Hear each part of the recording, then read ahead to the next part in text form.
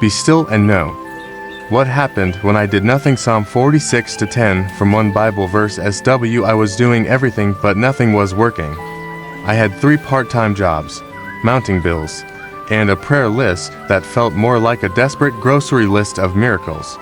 I was exhausted, spiritually dry, emotionally burnt out, and no matter how hard I worked, prayed, or tried to fix everything, things just kept falling apart.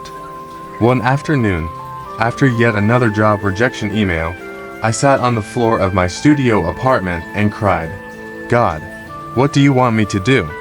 I wasn't ready for the answer that came not in a loud voice, but in a still, piercing thought. Be still. I opened my Bible, unsure where to turn. It fell open to Psalm 46.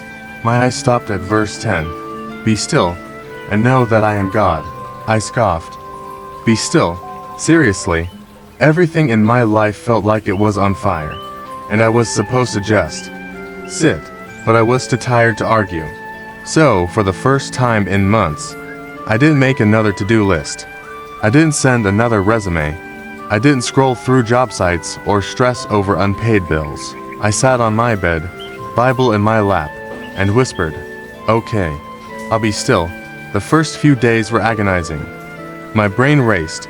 I felt guilty for not doing, but something started to shift. Instead of frantic prayers, I just sat with God. I read scripture not looking for answers, but for Him. And slowly, peace began to take root. My circumstances didn't magically change, but I did. I stopped striving and started trusting. I realized that being still wasn't about doing nothing, it was about releasing control. About acknowledging that He is God, and I am not. Then, a few days later, an old friend messaged me out of nowhere.